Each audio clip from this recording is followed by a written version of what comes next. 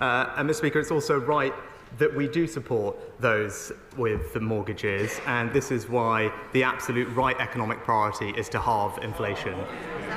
Because inflation is what is driving interest rates up, inflation is what erodes people's savings and pushes up prices and ultimately makes them poorer. Now, this is why, a long time before I had this job, I highlighted the importance of tackling inflation. It's why that I said it is never easy to root out inflation, but we will take the difficult and responsible decisions to do so. It's an approach that the IMF has strongly endorsed in their words, and describing our actions as decisive and responsible. Keir Starmer.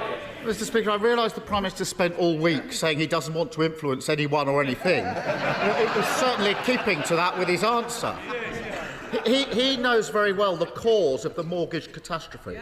13 years of economic failure and a Tory kamikaze budget which crashed the economy and put mortgages through the roof. So will the Prime Minister tell us how much the Tory mortgage penalty is going to cost the average homeowner? Well, Mr. Speaker, as ever, the honourable gentleman isn't aware of the global macroeconomic situation. But let me do. But substantively,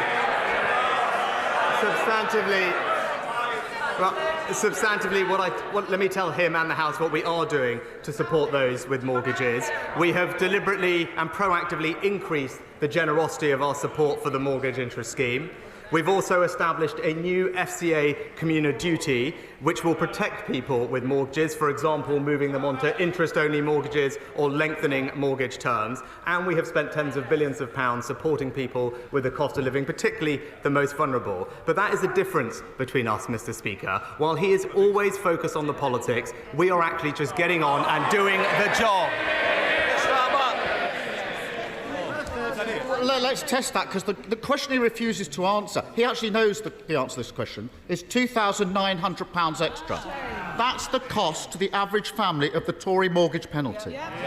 Now, he was warned by experts about this as long ago as autumn last year, but he either didn't get it, didn't believe it, or didn't care, because he certainly didn't do anything. And when I raised this a couple of months ago, he had the gall to stand at that dispatch box and say he was delivering for homeowners. How is an extra £2,900 a year on repayment delivering for homeowners?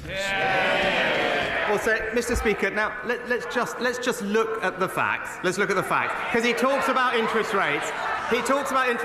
Perhaps the honourable gentleman could explain why interest rates are at similar levels in the United States, in Canada, in Australia and New Zealand, why they're at the highest level in Europe that they've been for 2 decades, Mr. Speaker. That's why it's important that we have a plan to reduce inflation. But in contrast, what do we hear from the honourable gentleman? He wants to borrow an extra £28 billion a year.